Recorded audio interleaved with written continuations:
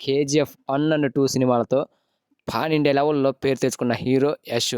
ఇప్పుడు ఈ హీరో నుండి వస్తున్న కొత్త సినిమా 'టాక్సిక్' దాదాపు 5 సంవత్సరాల తర్వాత మళ్ళీ స్క్రీన్‌పై కనిపించబోతున్నాడు. అయితే ఈరోజు ఆయన బర్త్‌డే సందర్భంగా ఈ 'టాక్సిక్' నుండి ఒక మంచి ఇంట్రడ్యూసింగ్ సీన్ అయితే రిలీజ్ చేశారు. ఈ టీజర్ అయితే చాలా అద్భుతంగా ఉంది. బట్ ఎక్కడో కొన్ని అయితే ఆ కేజీఎఫ్ ఛాయలైతే కనిపిస్తూనే ఉన్నాయి.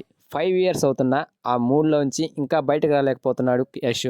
2½ మినిట్స్ కట్ చేసిన ఈ టీజర్‌లో ఇంకొక రకం గలీజ్ కూడా ఉంది. ఆ గలీజ్ మరి దారుణంగా ఉంది.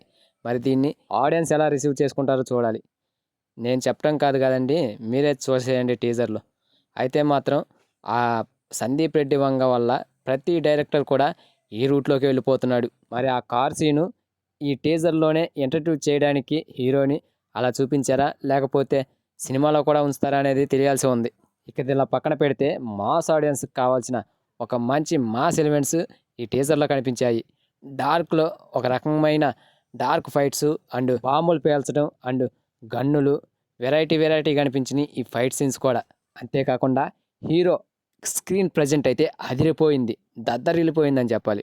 ఆయన లుక్కు, బాడీ లాంగ్వేజ్, సిగరెట్ కాల్చడం అండ్ ఆ గన్ను పట్టుకొని ఎంట్రీ ఇవ్వడం ఇవన్నీ కూడా చాలా బాగా అనిపించాయి. ఇక ఫైనల్లీ టీజర్ ముగిశాక ఒక్క డైలాగ్ ఉంటుంది.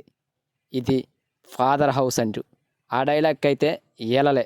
అలాంటి చోట అదొక సమాధి స్థలంలో ఈ టీజర్‌ని చూపించి ఆ డైలాగ్ చెప్పించడంలో ఎండింగ్‌లో మంచి బూస్ట్ ఇచ్చింది ఈ టీజర్ అయితే. ఇక కేజీఎఫ్‌కి అందించిన రవి బస్రూర్ బీజీఎం అయితే దీనికి కూడా నెక్స్ట్ లెవెల్‌లో ఇచ్చాడు. ఆ కెమెరా వర్క్ కూడా చాలా బాగుంది. ఫైనల్లీ యష్ బర్త్‌డేకి ఆయన ఫ్యాన్స్‌కి అయితే ఫుల్ కిక్ ఇచ్చాడబ్బా!